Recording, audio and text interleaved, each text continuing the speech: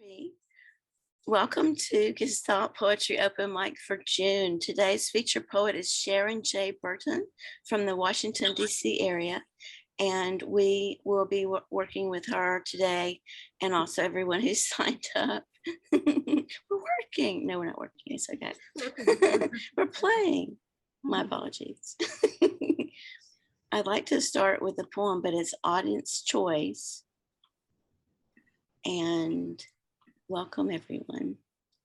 One is Smoke Signals to a System, or This is My Goddess. This is my goddess. Got it. I wrote this after watering in the garden, and it was like, it suddenly occurred to me something, not sure what. This is my goddess, the farmer's almanac, looking up through flowers in summer, watering each plant with a bit of food, save them from Tennessee heat, looking out the window to the garden like I dreamed of as a little girl, slicing a lemon fragrant and cheerful, cooking red beans and rice, anything, cakes, cookies, casseroles. The sunlight comes through. The stars, fireflies landing sleepily on my arm, my leg, innocent erotic flowers lure bumblebees inside, all the way inside. The earth is a fertile womb, not to be feared but loved. Seeds know what to do, who to be, how to be unique. Darkness cradles us each night. Sun always returns like summer, despite our nightmares. Naturally abundant time of year. This is my goddess, living true to nurture, nature, kindness, compassion, loving spirits, watering my soul with the flowers.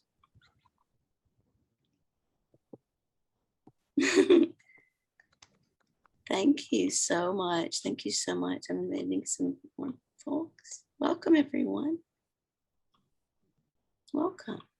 And now I would like to introduce our featured poet today, Sharon J. Burton, who is a dear friend of mine. She's visited us and stayed with us and shared ginger beer and food with us. And she is also known as SJB Creates. She's an artist, an art curator, poet, yoga nidra, and meditation guide, and creative life advisor based in the Washington, D.C. area. Her visual artwork collage and mixed media has been exhibited in art galleries, art venues, and other visual art settings in a group and solo exhibitions across the country since 2007. As a creativity life advisor, she has mentored and coaches cultural creatives to develop confidence and conquer creative blocks through her coaching business, Spark Your Creative, since 2018. And there's much more to say. And it's in the event description. I would have posted here, but for some reason the chat's not letting me. So everyone, please welcome Sharon J. Burton. Well, hello, happy summer solstice. Yes. I am excited to be a part of this today. This June is my birthday month, so when Amy asked me if I would be interested in doing this in June, I was like, yes. And now we are opening up and, live events and stuff. I was just talking a few minutes ago about how much I miss actually doing this live with in person with people in a live venue. But I'm Sharon Burton. I've known Amy for 15, 16 years or something like that. During my past life as an art curator, I have featured a lot of her work in group shows with some other folks in the DC, Maryland area, and have always been a big fan of her work and a big fan of her. And yes, I have spent time with my good friend Amy in good old Nashville. I have a brother who lives there who is on television, John Burton, on ABC, your local ABC affiliate sports anchor. So he is my brother, and that's my tie to Nashville. So I just wanted to, I am so nervous. It's been a little while since I've done this. So y'all have to bear with me. Um, I kind of stumbled upon,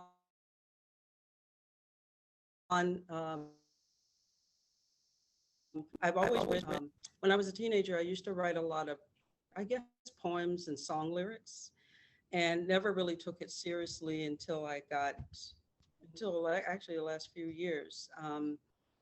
I kind of ended up doing this whole poetry thing as a result of actually an encounter with a person from my past a few years ago. And that connection, that relationship sparked a lot of life lessons for me. And as a visual artist, I didn't feel I could actually convey my feelings about um, some of the lessons that I learned. But I started writing, and I started writing in my trusty smartphone, going back and forth to work. I would just write these poems, and next thing I knew, I had like 30 or 40 poems, and I was like, oh, this is interesting.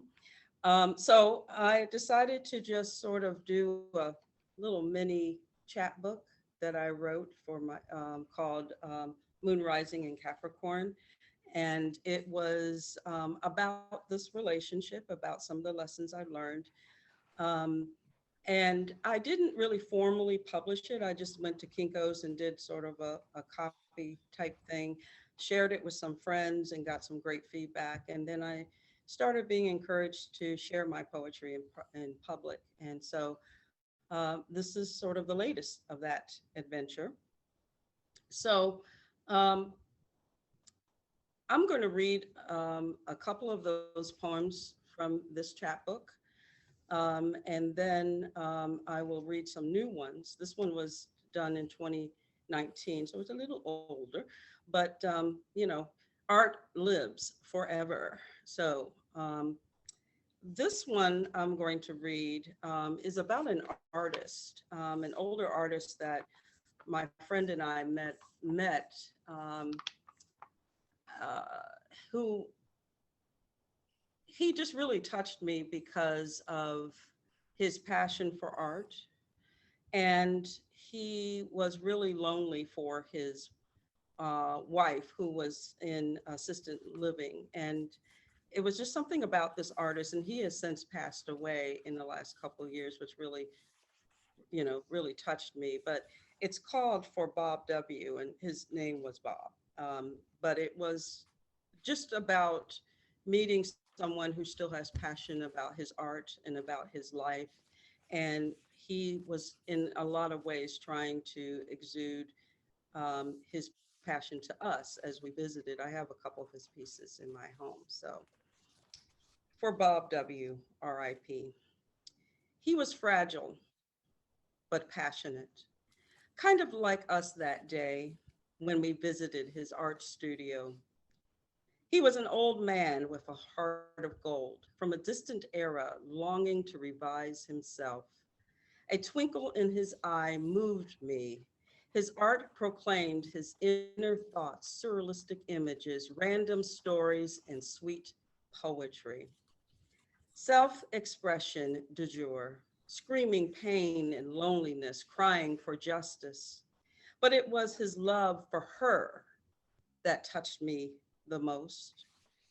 His wife, baby's mama, best friend, time has taken her mind and talent, leaving him lonely and sad. He was getting tired, that kind of tired from the constant isolation from the love of your life that is poison. And he was dying slowly inside. I could feel it underneath. The scattered canvases that filled each room and the wistful look he gave both of us, sensing that we too had no ordinary love. He knew what a soul connection looked like when he saw it. Beyond his generosity, he shared the magic of unconditional love back to us. Too bad you didn't notice. So that was for Bob W. Thank you, thank you, thank you. All right. Um, this is a short one. I actually didn't expect to read this, but I thought it was kind of interesting because it just sort of screamed at me. It's called Photographs. Sometimes when we're reminded of some of the wounds from our past, we sometimes find or try to find our way in finding answers to some questions from some past pain. And this is what this poem was about. The person in question had pulled out a lot of photographs and was showing me all these photographs. And um, it was interesting. He made a comment about, I'm looking for when the smile stops appearing on my face in photographs as a child. And that's the beginning of, some of his pain. So it's called Photographs. You were looking among the photos of the past, searching for the moment the pain arrived in your eyes. I wonder if you find it, will that free you of that awful wound you hold on to like a badge of honor? So that was Photographs.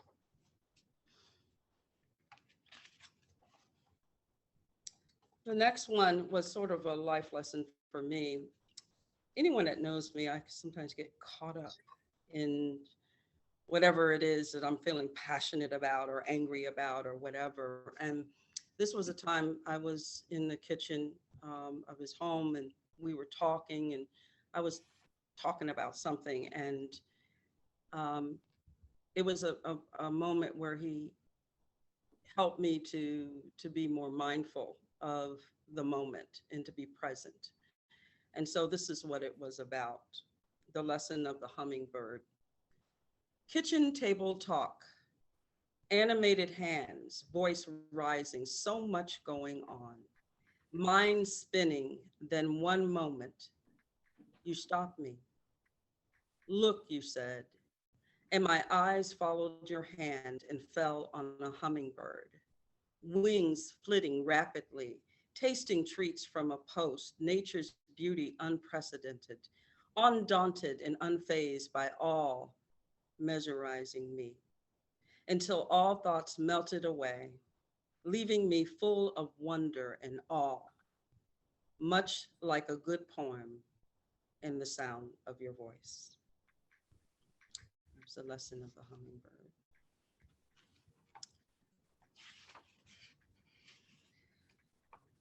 Okay.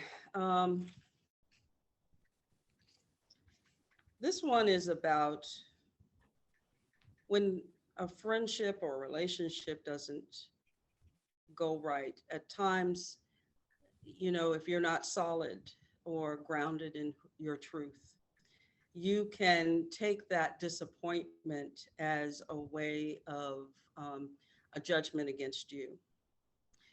But when you learn that your sovereignty, who you are as a person, um, how you show up despite another person's insecurity, um, you learn to stand into your truth, to be able to share your truth, and to be confident in how you show up. So this one is called Acceptance. And this is one of my favorite poems, actually. My truth illuminates stronger than any shallow or submissive maiden, brighter than any light that may shine from others' eyes. My soul runs deeper than any water at topsail you swim in. My spirit sees all and feels all. Today, I celebrate being all of me. The good, the bad, the open wound, the healing salve, the heart that loves from here to eternity, looping back to ensure that it is felt from the deepest depths of your soul, always loving, always forgiving, never, ever being too much. Thank you. Thank you. And this is the last one, and it's kind of from that era. And then I have a couple new ones I want to share. It's called Burning Embers, and that's sort of like kind of accepting my gift that I can go deep and that I am a deep, empathic person. And a lot of us empaths catch it in today's society. So this is sort of an ode to that and ode to me in celebrating that power of empathic spirit, whatever you want to call it. I am fire, no longer dimming my light because people get burned up. By the intensity of my depth, I go deep to places where souls avoid, triggering vintage pain as well as joy, uncovering the vulnerable places we don't speak of. I finally accept my gift. It was placed by medicine women in my lineage. For all who seek to receive, the fire consumed you, but woke you up. May you be blessed by the remaining flames that still touch you. So thank you. That's my moon rising in Capricorn. The next two poems I want to read are some that I wrote actually really kind of in addressing the whole COVID situation of the last year and the isolation and the social justice movements and all of those things. And when you're highly sensitive, as I am, those things do, affect you. And so I ended up writing about them. And this one was sort of like a call to my ancestors, because I wanted to get some guidance and some strength from them. And since that time, I've developed a relationship with them, which I feel very proud of. There are days that feel like hours, others like years. This one feels like decades as my faith ebbs and flows, like the ocean I love, knowing I am not the only one, asking spirit and the ancestors, why is this so? Why is this so? As I cling to this raft, fighting huge waves that form around me, threatening to overtake my lungs, drowning me into ancient submission, knowing that the answer shall come in time, shall come in time. So I hold on to the arm next to me, one side, then the other, prayerfully riding through the storm, dodging pieces of buildings, bullets, words written, said and not said, knowing that the answer will come, will come, will come. So that was, and I haven't given it a title yet, which is strange. But anyway, thank you. And this is the last one. And this is sort of, this was kind of like a call to an unknown lover to take me away from all the madness of COVID and all that kind of stuff. It was just kind of a fun, but kind of poem that I felt I needed to say. In the chaos and confusion, with a side serving of fear, I seek your words like a balm over my worn soul, yearning for so much more after the sun sets. Every night, alone with a candle flickering as thoughts of you to keep me safe, sane, and warm. Oh, my beloved, open your soul to me so we can continue our flight above this madness, finding the quiet peace we seek. And that is it. Thank you so much, Amy, for inviting me to share a little bit today. I look forward to hearing from all the other poets and again, sending my love to Nashville, another home. And Mm. thank you. And I just thank those that were able to sit in and listen a little bit. Some of my friends and family that have participated. Mm. It was lovely and so deep and moving, emotional, wonderful, beautiful, all the things. I felt a lot of what you were feeling as you described and read. Beautiful. Thank you. I like And how straightforward it is. yes. It's just very direct. Mm-hmm. Thank you. Thank you. I appreciate the feedback as I continue to write more, and I am writing more. And a lot of people have been bugging me. I am going to actually formally publish. Um, I got to get one book out of the way first, and then I'll do that one. Or I might do it simultaneously. Who knows? I'm a Gemini, so I do stuff simultaneously. Thank you. You're welcome. Thank you. I have one person who has to leave at 3:30, and then we can start the group, the sign up list at that point. And Mo, that would be you. Are you able to go on now? Yes, ma'am. Thank you. Yeah.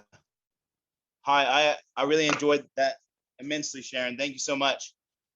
I feel like we are like in sync spiritually. I don't know, a lot of the thoughts that you were saying, I felt the same way a lot. It's beautiful to see that all the way across the nation. I went through some troubling times this last year, and so this poem came out of that. I've been labeled hard-headed and hard to get along with. I fought aside some of the weakest against the strongest. I'm haunted by intravenous visions and addictions to bong rips, and I'm known to only touch down to earth when the yard is the longest. Honest.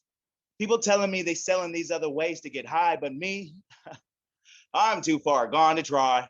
I lied about taking them, believing I could go on faking it, waiting impatiently for the day when I'd be making it. I was pushing pervasively, but all the progress I wasted around me, abrasively, pushing away from me. They say, Mo, you smell like those demons that forever been chasing you. Graced by the God, I pray to my Lord. I take a day off and it ends in layoffs.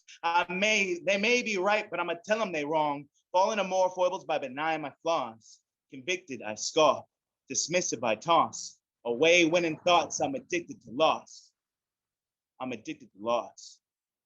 I'm addicted to loss.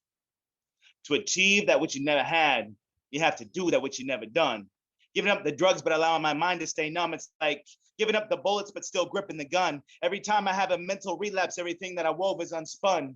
Heavy is the past behind me. It's hard to get a grip with traction. 11 steps to the steepest when all you believe is step one. Powerless, I'm the weakest. There, I admit it. That's done. Sabotage my next step with my next action. Convicted, I scoff. Dismissive, I toss. Away winning thoughts because I'm addicted to loss. I'm addicted to loss. I'm addicted to loss. Do as my family say. Mo, get out your own way. Let go and let God. Oh, Lord. It's going to be a long day. I wish a motherfucker would look at me the wrong way. I've been feeling 24 hours sober and I'm feeling jumpier than frog legs. I've been 20 years in this jungle. The path back out is a long way. And it's full of lions and tigers and bears. And none of my demons are here to scare them away. Convicted, I scoff. Dismissive, I toss. Away winning thoughts because I'm addicted to loss. I'm addicted to loss. I'm addicted to loss. My life can't be complete in a sweep of defeat. Look, my chances may be bleak, but I'ma still proceed as I grit my teeth. I can't shed my woe, probably keep the soul of a black sheep, and the sound of my heartbeat be the stomp of my army's feet. My heart, it's leaking like I bleed, and passion's what's pushing me. I'm out after victory, and I won't stop until I succeed. I'm gonna reach my hands out to receive said success like the limbs of a reaching tree. I said I'm out after victory, and I won't stop until I succeed. Yet, convicted, I scoff. Dismissive, I toss. Away those winning thoughts, because I'm addicted to loss. Thank you. Thanks, guys. Man, it's so empowering to be here with y'all. I'm so proud of y'all too, man. Like for real. Thanks, poets. Go, Amazing, poets. amazing, Cracking brilliant, poems. brilliant as always. Yes. All right, Wow. I'm sorry I can't stick around. I'm about to go see Frizzy at his show, so I got to get downtown. I love you guys. So Love you great to see too. you. Sharon, it was beautiful. Man, I love your work. When you get that book out, let Amy know I'm gonna get one too. There we go. Take care, man. Love you.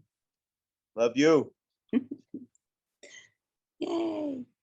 All right, now we have Joy Johnson, another dear friend and wonderful poet. Which one more? Dear friend or one Both. poet? Come on, pick one.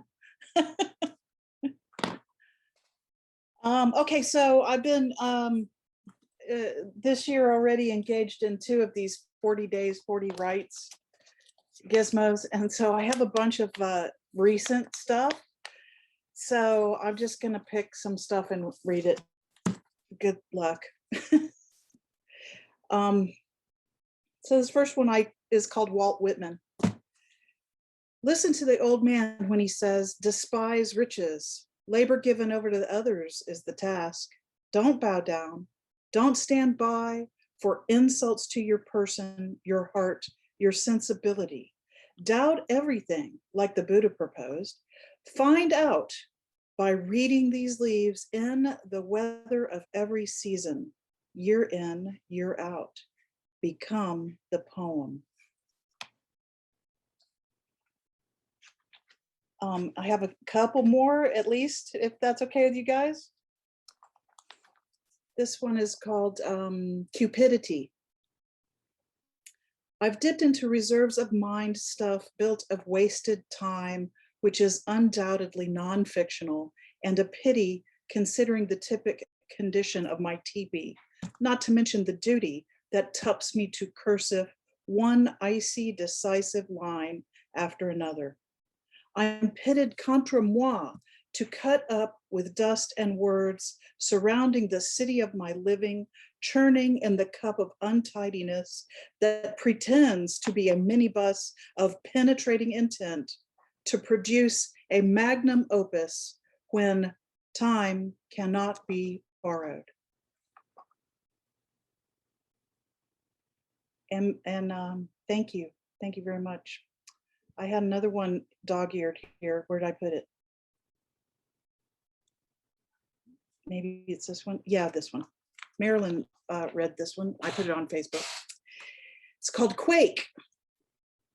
I've had this tendency to write about gravity. Okay, so here's another gravity poem. We take it for granted, this normal force, the one you feel as the chair keeps you from falling fast as you can down to Earth's core, head over heels, every day succumbing to reliable gravity, to pulling from that mass from which every molecule making you up arose. 'Twas to put in on this planet you formed this cause acute. What a shock it would be if stability twinkled out, replaced by lurching, heaving, acres, gardens, lawns. How obliquity would replace up-down ordinary believing. It's up to you to decide wittingly or no, if uncertainty's worth enduring. That was a sonnet, believe it or not. Could you guys tell that was a sonnet? That's me, but other people might have. Well, I never do. I don't know what's wrong with me, but it's like I'm like, I don't like I like oblique rhymes, slanted rhymes. I can't. Anyway, Awesome. Is that enough, or you want another one? Let's do another one. Okay. Right? Another one. Oh, thank you. Oh, how about Brilliant. This one's called Always Learning. It's not a sonnet or anything, okay? You could listen for some internal rhymes though. There's my hint. No one would presume on seeing the gray hair that blooms from my scalp, I'm any sort of neophyte like Jane Eyre arriving at Thornfield. But education deified is what upholds ma maison, mine and my would-be double tomes.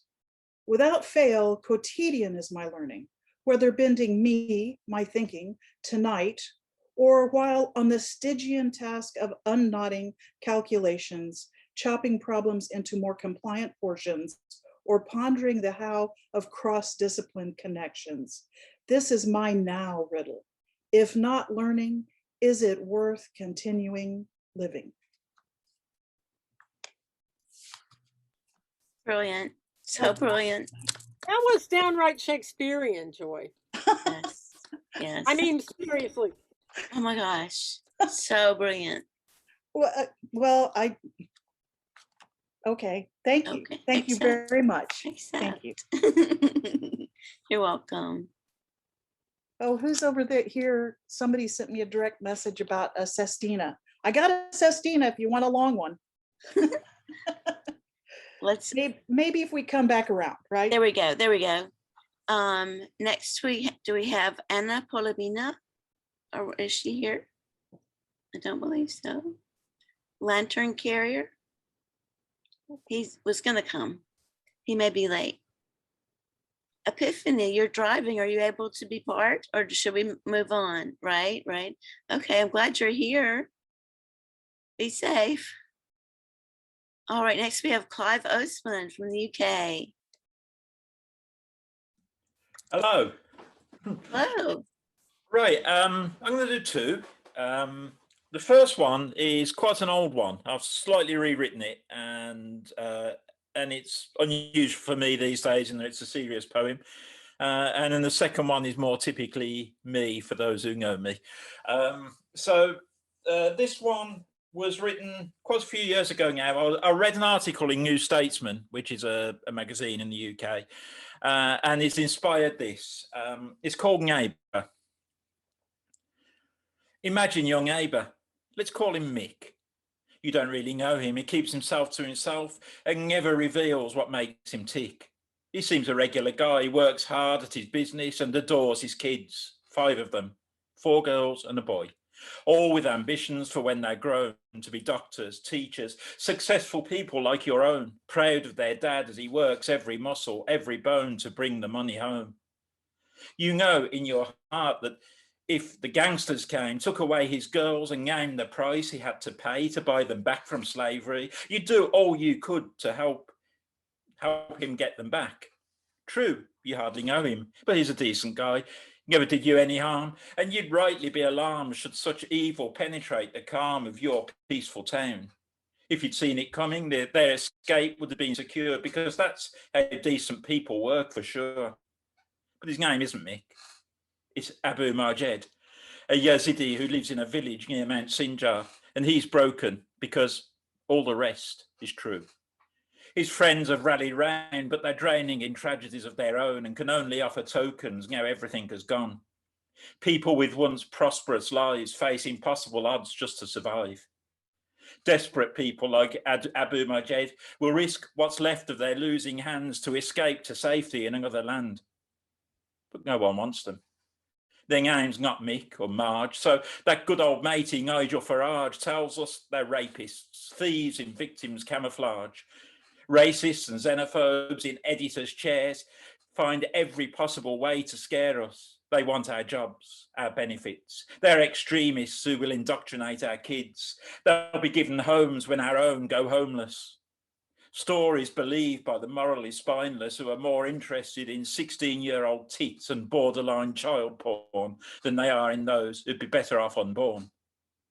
We can't take them, they're being taught to think. We can't share our wealth and privilege. We're overcrowded as it is. So tell me, if you can, without sounding bigoted, what distinguishes Mick from Abu and his kids? It's okay. I've got as long as you need to think. Thank you. And the second one is a bit more typical me. And this is a tribute to our wonderful Prime Minister, the absolutely incomparable, glorious leader that is Boris Johnson, because everybody loves Boris because he's such a jovial guy and such a good guy. And it's called, What's It Like to Have a Prime Minister Like That? It's like there is some ingredient missing. Good thoughts disappear when you're reminiscing. You've got lots of maggots but can't go fishing. You claim to be rich but you've no pot to piss in. He is a biscuit dunked in tea too long, the slime found in the garden pond. 0.07 if he played James Bond. Brexiteers well and truly conned. One of a kind, like Hitler's ghoulie, jilted John without his Julie. A cheap umbrella when he's blowing a hoolie. He can't have been elected. surely. A cigarette without a light, the suntan you would get at night. Massive piles when you take a shite. Serial liar, but that's all right. A hotel with no paying guests. Royalty without the incest. Donald Trump's hand in a bigly contest. Looks like a scarecrow that's well past its best. Manchester City without the money. Looney Tunes without Bugs Bunny. A comedian that isn't funny. And don't even think of the alimony. Thank you very much. Also Yeah. brilliant. Yay. That was dope. That was so dope. Say it, man. Say But it. tell us what you really think, Clive, please. It's wonderful. It's wonderful. He really is. Yeah. Such a lovely man. Oh, that was awesome. You're brilliant as well. Clever, very clever. I love the character in the first one and the way you totally made you think about the other family and then the equality that we need. Wow, that was really good. Thank you. And then now we have J. Michelle Shaw. Not here. Anna Donovan. Okay. Rhoda Thomas, also from the UK. Thank you. I was praying I wouldn't have to follow that, Clive. Never mind. Well, I've got one that is controversial to some, upsetting to others, and sometimes some people find it funny. If you don't want to hear a poem about adultery, then switch off for a couple of minutes. But as on the political side, you know, some of you know in Britain, our health minister at the, you know, in the middle of a pandemic, we couldn't bring him down on his ineptitude or being hopeless or anything else, but we managed to bring him down and get him to resign on the fact that he kissed his lover, and both of them are married with children. So, you know, disaster, I think, for the country and for well, probably not disaster that he's gone actually, but you know, but certainly for his life, I expect. So this is a poem anyway. It's not really anything to do with him, but I thought it was today. There was a time when we chose, and you sent me a rose. We entered each other's life despite the existence of your wife. I'm glad we're talking again. I missed you after you quit. Your ideas and analysis, your skepticism and your wit. How is your other half? Is she well? Of our connection, we can never tell. The stolen trysts, the trust that was broken, the promises made and what was agreed, verboten. It must have been hard to look her in the eye, knowing what you'd done, but to keep her safe, truths attached to that one little lie. Manhood to prove, realities that might chafe, lives woven together, freedoms you believed in, beds your children were conceived in, rings on fingers, hands which trembled, shrubs planted, sheds assembled, holidays and travels, hospitals and schools, parents and friends, workbenches and tools, Christmases, meals, plays, prizes, clothes, toys, shoes, boys, all different sizes. I knew you for years, my life up and down. Then one day I simply met you in town. We gave it much thought, felt it was grave. Our integrity we might not be able to save. As love, we thought what we had would qualify, that what we did we could justify, though secrecy only served to intensify what later was impossible to rectify. You always kept something back, something of your inner world, something that inside you stayed curled. Your life was with her, not me, a day or two here and there when you were free. It was something more than distraction, based on a powerful attraction we wanted to fulfill. It was much more than a thrill. I loved your mind, and you said someone like me was hard to find. She had the name, the house, the car, and the money, the children and the grandkids, the holiday breaks by the sea. Should I have refused the moments you gave me, turned away and gone and had my own baby?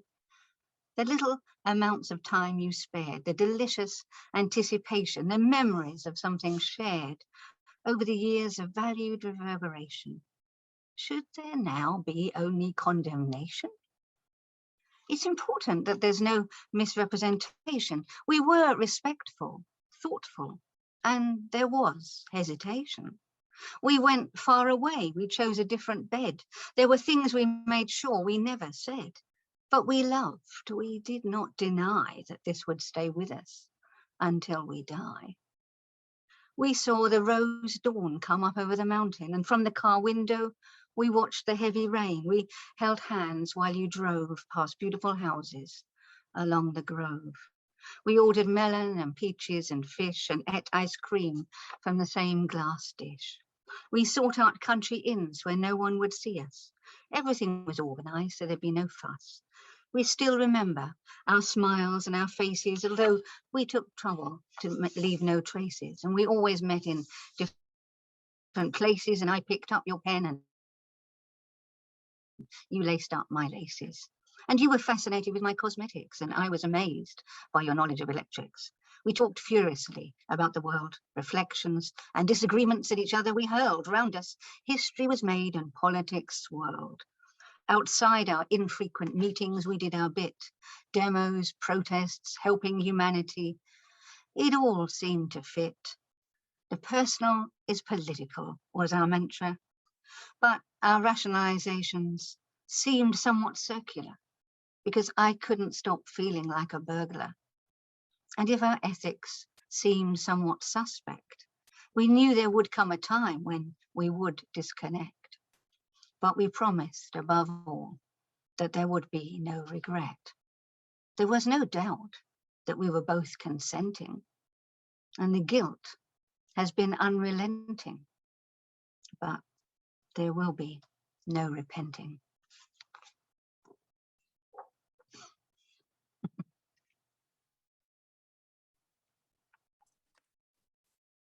That was also brilliant. I love the way you create rhymes.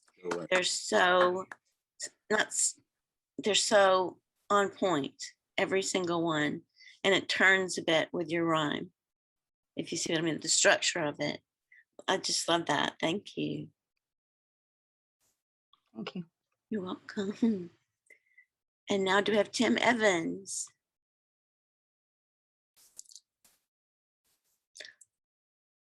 Can't hear you yet. Right.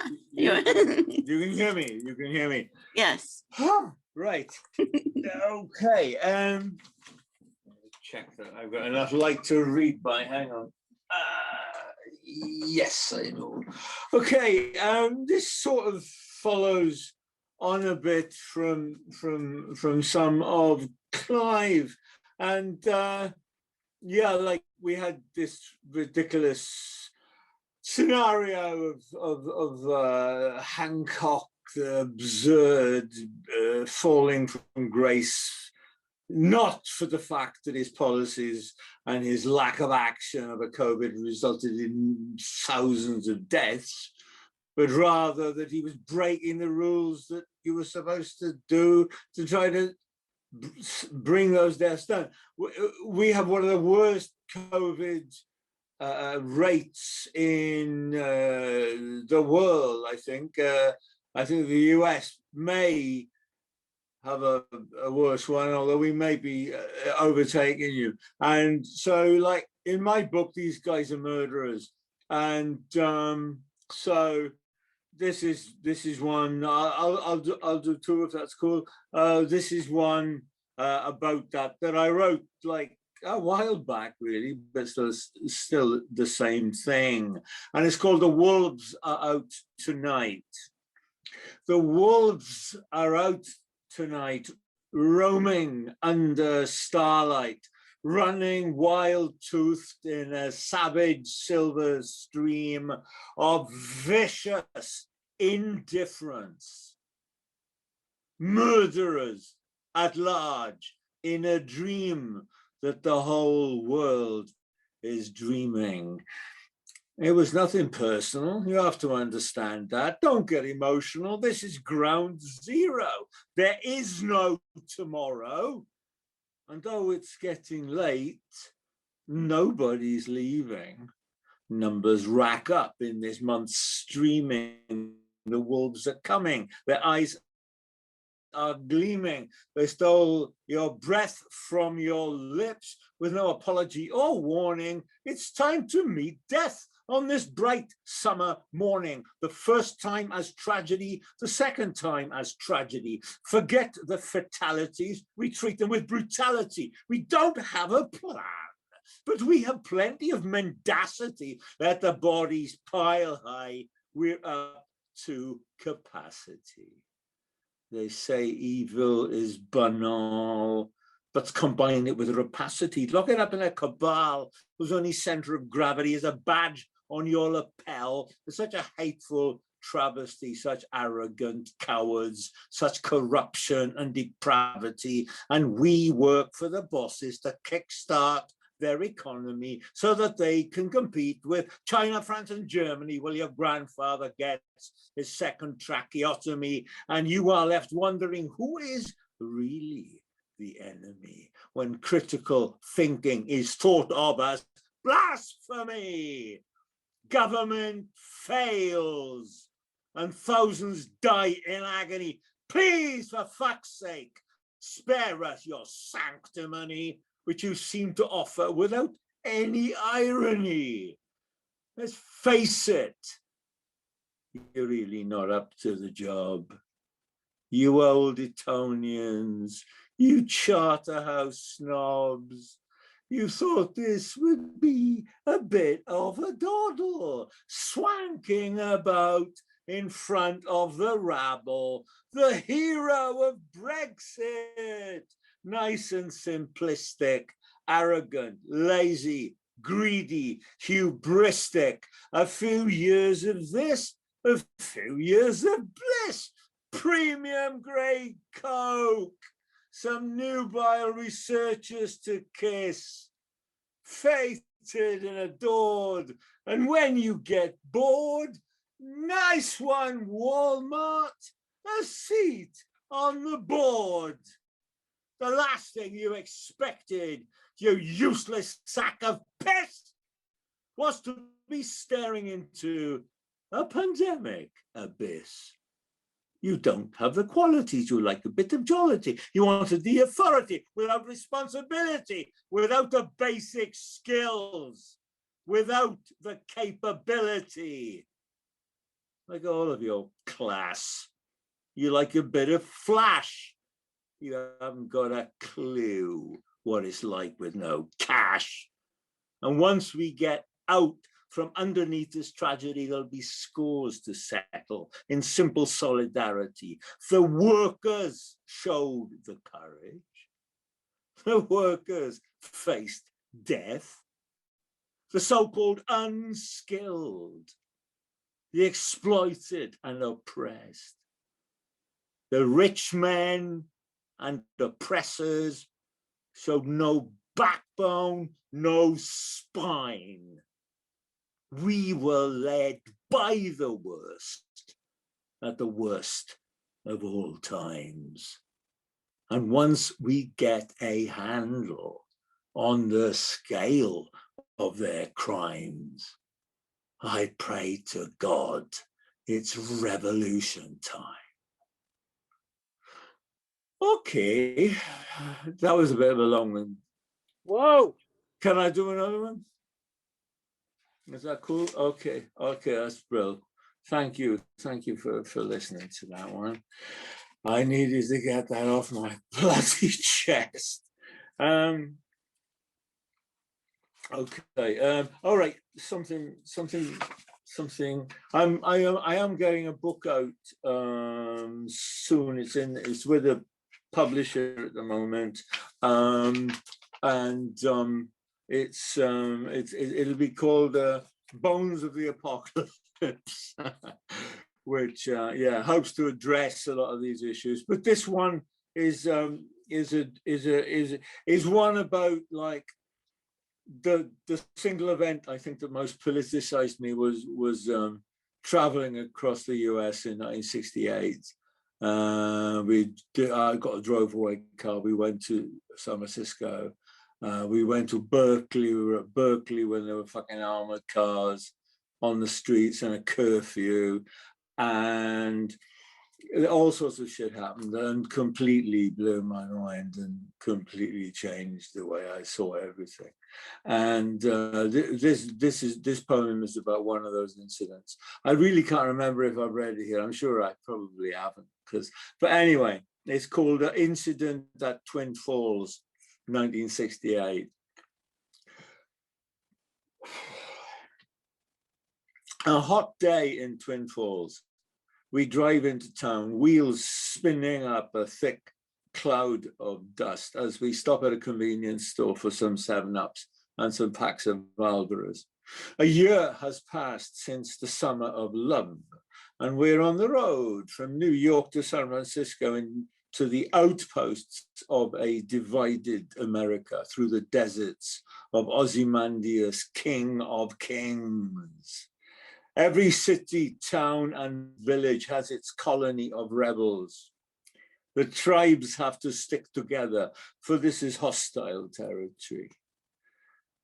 And luckily, some crazy acid freaks welcome us into their house to spend the night rapping and smoking before we wake for the last big drive down Highway 84 into the Golden City. And around midnight, the room is hazy and blue with smoke, and on the turntable, the Chambers Brothers album is playing, and Cherry is coming out of the kitchen with cups of tea when bang, someone kicks open the door, and 2 mean-looking guys with crew cuts fill the house with a stink of beer and a smell of rage. There is a Stars and Stripes hanging, you see, as a drape between living room and bedroom, and one of them rips it down. I've seen good men die for this flag, he says.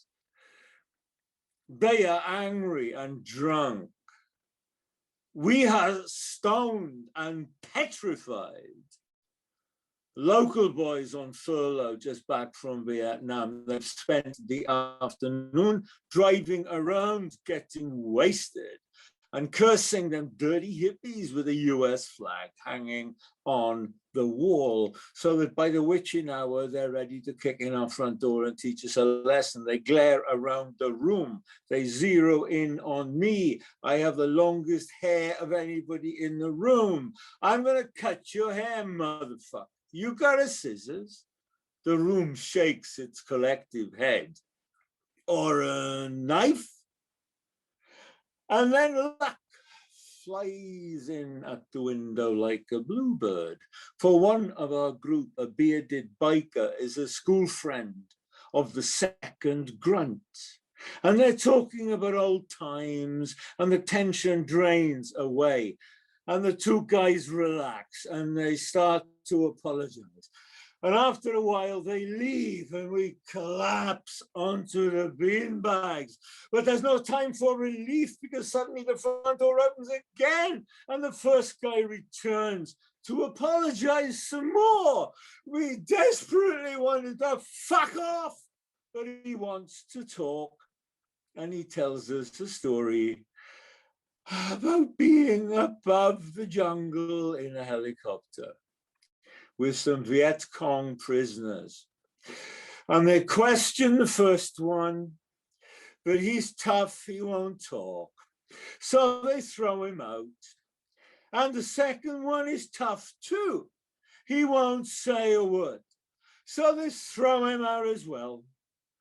But prisoner number 3 cracks. And he tells them all they need to know. So now they don't need any of them. So they throw them all out, and the guy's laughing till the tears roll down his face, and the scent of booze rolls off him, and the smell of napalm. And we're laughing too. And after he's finished laughing, he disappears into the night, and we lie there with a sour, bitter taste that our laughter at the death of men has left like hot coals on our tongues.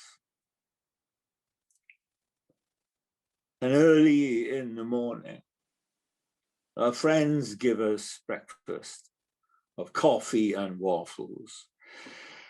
And we drive away down Highway 84 to where the sun glints on the Golden Gate and a white pelican sails slowly above the vast blue swell of the Pacific.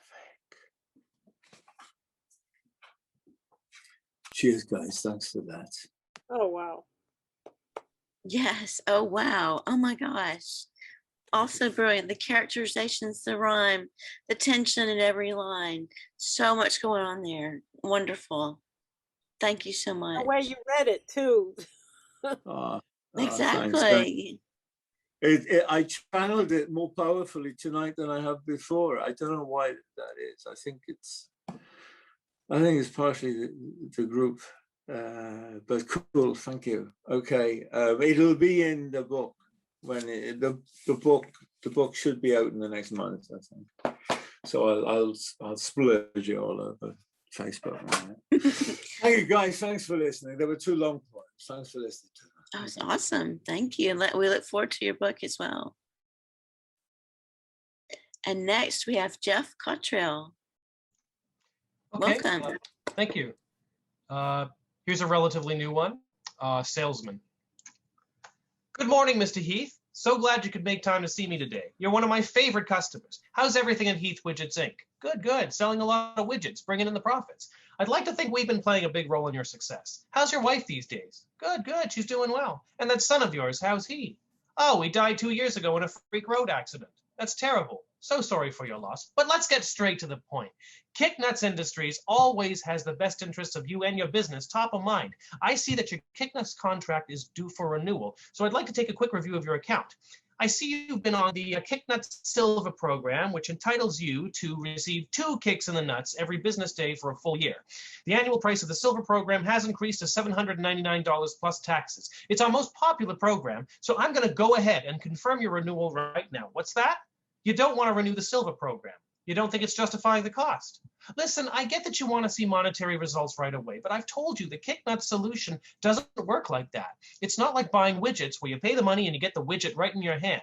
With Kicknuts Industries, we help you build brand awareness in your market, which leads to higher revenue and increased profit. That's not a quick fix. It's a process that takes time.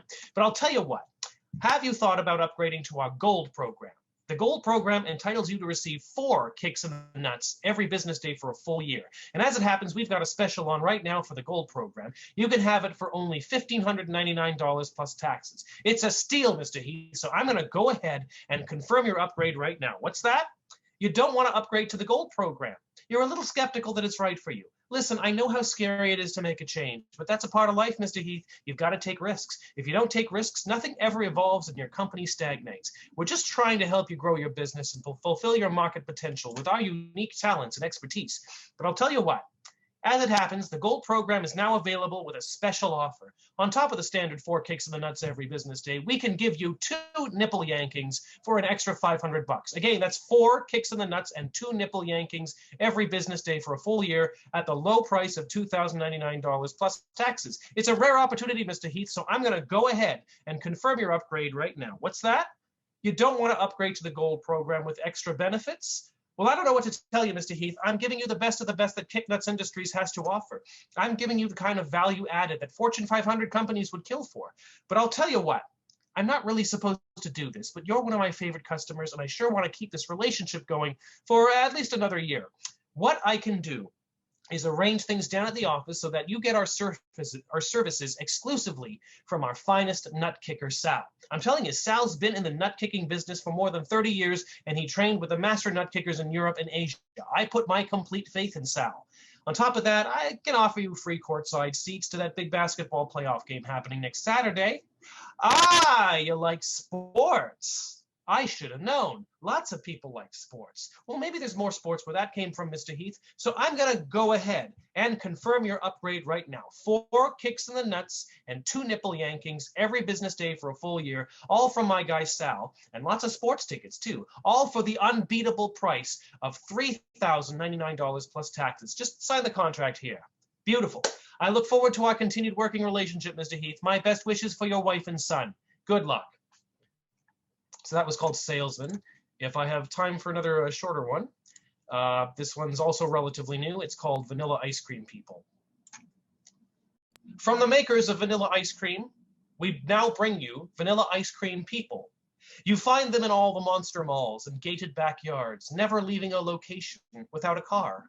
Vanilla Ice Cream People, the people who find butterscotch ripple too dark and dangerous. The way great artists suffer for their visions, Vanilla Ice Cream People ache to achieve the perfect front lawn. When Vanilla Ice Cream People want to rock out, they blast the neighbors with Celine Dion and Barry Manilow. When Vanilla Ice Cream People want a fun night out, they shove the kids into the SUV and dash to Pickle Barrel in a softball game. When Vanilla Ice Cream People want a good laugh, they count on Garfield or an afternoon of Who's the Boss reruns. When Vanilla Ice Cream People want to improve their minds, they scan their bookshelves for the works of Anthony Robbins and Philip McGraw. Vanilla Ice Cream People dream Vanilla Ice Cream dreams. One lady says, "Today, I'm a sales rep, but if I apply myself and work hard and set clear goals and steel myself to face tough challenges in a few years, why, I could be assistant to the manager. No, dare I say it, assistant manager." And one man says, "I'm so depressed, but I'll feel better after I buy that new waffle maker by Cuisinart." Vanilla Ice Cream People know how to make benign conversation that offends nobody. "How's it going?" And "Mondays, eh?" Or if they feel plucky, "You working hard or hardly working?" And Vanilla Ice Cream People have bedrock values. They know what is important in life. Like a 2-story house with a giant garage, housing at least 2 cars and the sexiest lawnmower in the lane. And babies. Barrels and barrels of babies. And more babies. There can never be too many babies. Babies raised more by Disney and football than by their parents, who just pay for swimming and piano lessons. Babies who eat vanilla ice cream or plain chips for every dessert and never question the meaning of it all, and then grow up to be the next generation of Vanilla Ice Cream People. Vanilla Ice Cream People who would rather die than give Neapolitan a fair try. Thank you. That was so good. That was brilliant. Also brilliant. Oh my God. Brilliant characterizations of the salesman and everything. It's awesome. Thank you. And next we have Cynthia Winfield.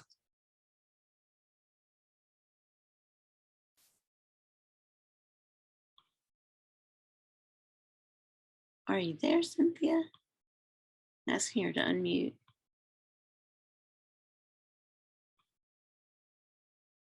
Okay, she may have stepped away. There you are. Hello. I'm on a Zoom call. Hold on a second, Sarah. Oh, no problem. Hey, Amy, I'm sorry. I told you I was making a call. Just a second. I'll be right back. Can you go to somebody else and come to me next? I sure can. Thank you. Thank you. Yes. Okay. All right. Who would like to? Joy, did you want to read another one? Or is that good? Sure. Yeah, I can do that. I can totally do that. I was gonna read Sestina because Cynthia texted me or messaged me about Sestinas. So I don't. You want me to do that, or since I don't know if she can listen. You want the Sestina? Okay. So this is all in longhand. So wish me luck being able to read it. Okay. It's called "The Place Where You Are Standing is Holy Ground." Kind of goes with your poem about the earth, Amy. Where you are standing now is holy ground. What's in your lungs is holy to this place. What you ate today, regardless of where it grew or even how, sacrificial is its sum and substance.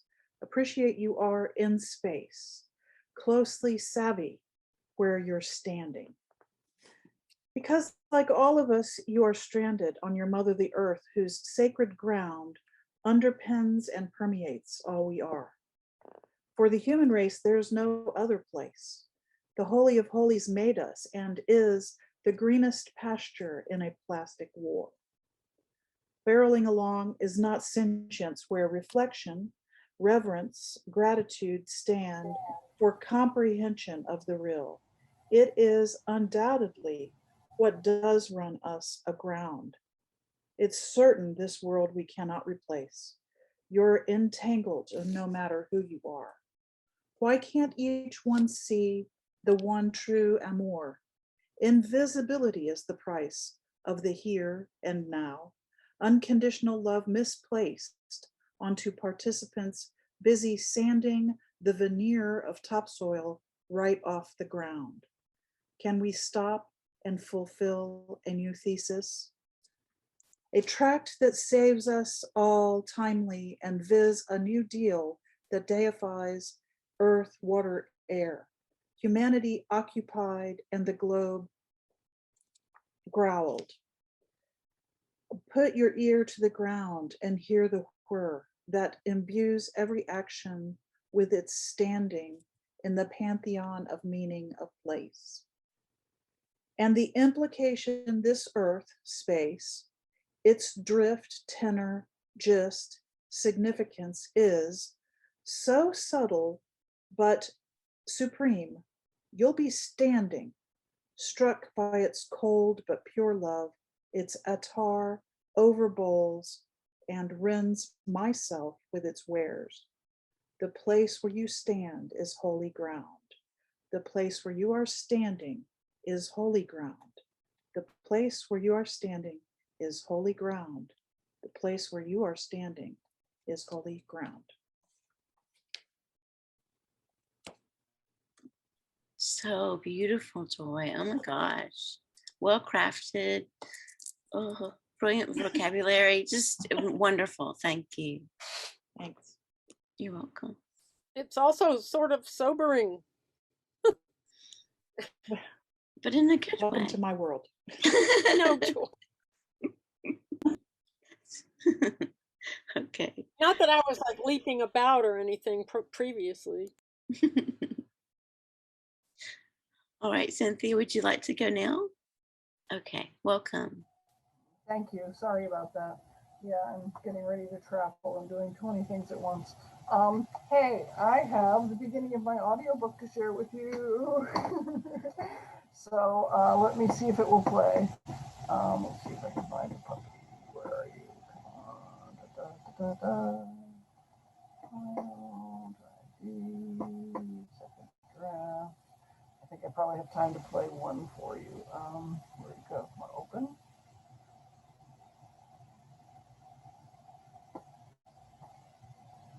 Can you hear that?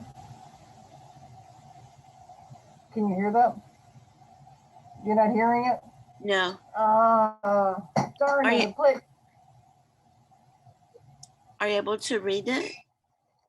Yeah, I can read it, but that doesn't get the music. It played on Zoom for somebody else. I don't know how to.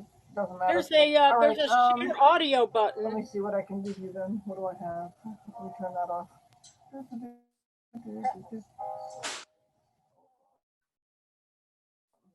Turn off. That's disappointing. All right.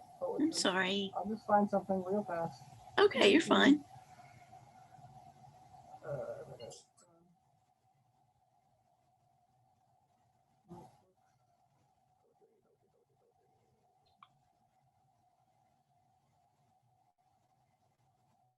Okay, here you go. Poetry changes your vision.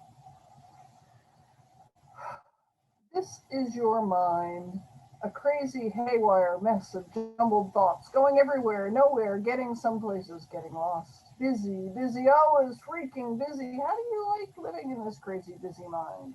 breathe. Put your feet on the floor. Feel your energy reaching into the earth, down into the center and coming back to you. Breathe. Inhale, 1, 2, 3, 4. Hold, 1, 2, 3, 4. Exhale, 1, 2, 3, 4, 5. Hold, 1, 2, 3, 4.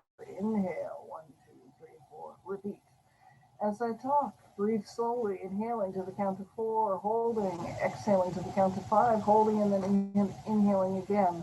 Already, your heart rate has slowed down. You may say, this is my mind on meditation, but I promise you, this is also your mind on poetry. Spend some time with poetry. Go to an open mic and listen. Go to a YouTube and listen. Buy someone's book and curl up by the fire, or take it outside and curl up in the garden and put your feet barefoot on the earth so you are grounded. Do you have an issue going on in your life? Find someone's poems about it. Read them and process your stuff with them. You may be amazed at what another person's perspective can add to your personal journey. History of rape, incest, abuse, trauma, poetry's got you covered. Dealing with relationships, divorce, love, poetry's got you covered. Dealing with weeds in your garden, too many dishes in the sink, poetry's got you covered. I do have more prescriptions up my sleeve, but that requires further conversations, and it's a starting place. Free to all who care to look. If you have something ailing you, look to poetry and then discuss your issue with that poem or those poems. Interrogate the poems and then write about it afterwards. Process those emotions and you will find that quieter line, that mind that exists on poetry. Namaste. I wish you love and light. Thank you.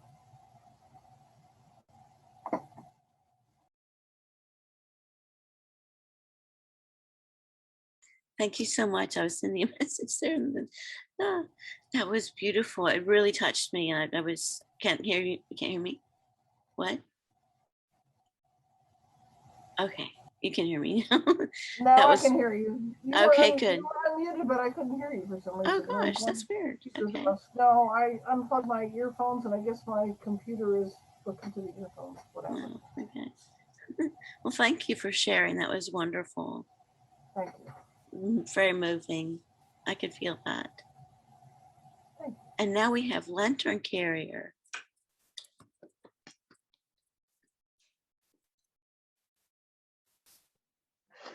Thank you.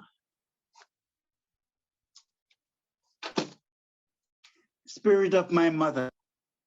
Today she wore no masks, just natural beauty, spinning from a heart of towering love.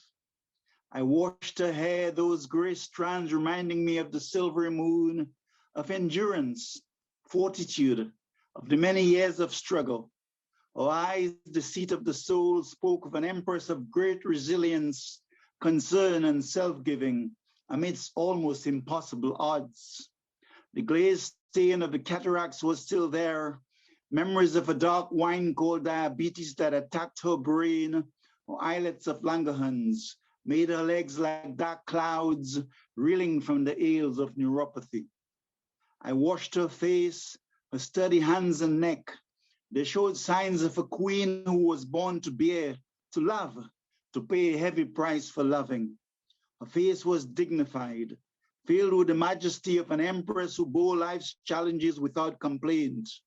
Yet the numerous invisible scars she carried were still there, her merits waiting to be read in paradise, for unstoppable and speechless deeds of one who gave so much, yet asked for so little. Her palm and fingers carried the marks of diligence, of sheer hard work, as did her bosom, shielding the immaculate and curvaceous mammary glands that served to offer all to her 7 wonderful children. There they lay, still dignified with age, stately as the stretch marks on her waistline, the glint of heaven still shone in her eyes, her cheeks and glistening smile of constant laughter in the face of heavy and almost impossible odds. I offered her the soap and flannel. She still had the gift of being able to use her left hand, and though she did not speak, it is important to me to maintain her self-esteem, respect, and decorum as she washed the middle beneath the sheets. This was the woman who lived for us, like the cosmos to Mother Gaia, her golden tears like a ray nourishing our roots, her smile and service a radiant sunshine, feeding our petals and blossoms with candescent delight. I washed the rest of her body, knowing that the spirit of her fire was with me, with us, that the dust of her life would linger long after she was gone, still paving our diamond paths for much brighter tomorrows. O light, my awakening light, you that adorn the core of my mother's soul with your magnificence, come. Je t'aime, yo te quiero, mi querida madre, nakupenda mama, me do wo papa. Ay! Do I have time for a second one?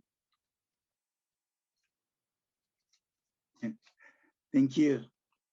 The spirit of Juneteenth. The next time you're insulted, told you've got a Jamaican name because you're called Leroy, Donovan, or Abraham, say it's untrue. Rather that you're a product of 600 years of colonialism, bigotry, inequity, and injustice. The next time that someone calls you a slave, or even worse, a freed slave, say that the unborn shows no evidence of shackles and chains, no neck collars and thumb screws, such as those forced in your African ancestors, who were all freely delivered from their mother's wombs. Perhaps you can remind them of the forced enslavement, the indignity of the Middle Passage, of the strong and stately African people drifting helplessly between life and death, huddled together by heartless, hostile, and greedy predators, packed like sardines on overcrowded ships. Yet we must laugh. Even as the indigo moon covers the night with its luminance, so too we must not only rise as the radiant dawn, but make room for the sunset, kissing the crimson edge of the horizon. For only thus can we share our neighbor's joy, even as we despise the darkness of their evil ways. Human ignorance has harmed us for centuries.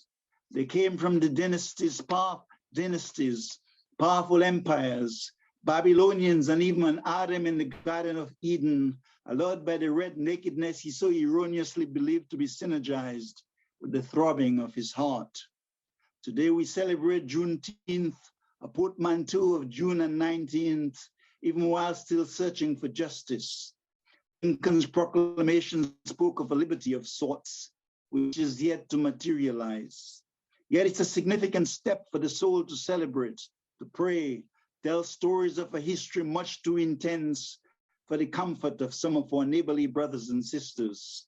We dance to rhythm and blues, laugh with our children over fireside treats like the griots did, talk of Kunta Kinte and Kami Bolongo, the river, enjoy rodeos, sing Negro spirituals woven in the blood and hopes of our forefathers.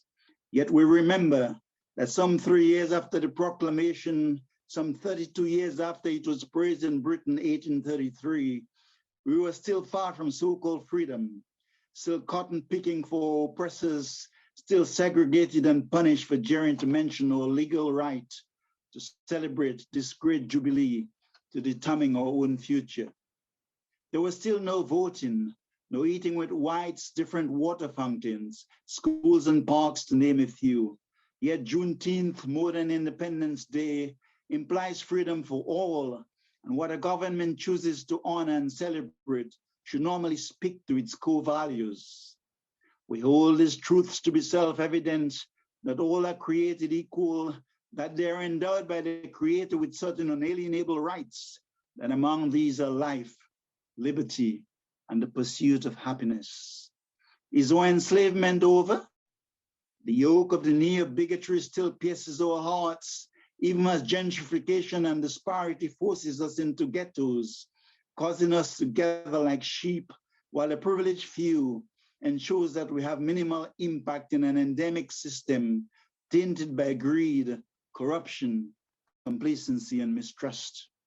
The long mountainous path to freedom continues across an unfeeling razor's corridor, still crowded with dark ghouls, the avarice of power games, denied by love, for still trying to conceal our spirits. in coffins, lantern carrier. Thank you. Very powerful, very beautifully written, performed. Great stuff, man. Yeah. Thank you. Thank you. Very much. That was wonderful. Well, is it okay for me to read one? Another one? Is that cool? Okay, and then we'll close up. This one's called Smoke Signals to a System, and it relates to Juneteenth. And I submitted it on June 19th, Juneteenth, to a magazine, and they're going to publish it next month. It's the Nashville Free Poetry Library's Salt Weekly magazine, and it's next mid-month. I wrote it 2017. Smoke signals from Burger King. Wonder what they mean. Come sit down on my house, Mr. Helicopter. Must be looking for someone. Wonder who they'll find. Washed last night off me. People have been dancing on top of other people so long like it's nothing. People getting danced upon for centuries like it's the right thing to do. People underneath helping make all that dancing work all this time from underneath, like they have a choice outside of prison. They remember, don't forget how long it's been, what it feels like. On top, blinders, like it's nothing, like it's the natural order. On the bottom, looking up at all that dancing while they can hardly move underneath all that weight. They don't forget. Can you stop dancing long enough to see the system? Can you see a way to make a change in light, in darkness, the way through to a better world? You've been dancing all this time inside. They did not take your joy, sweetness. They've almost taken it all. To see a way through, stop long enough to see how it is. All this time, we do not forget.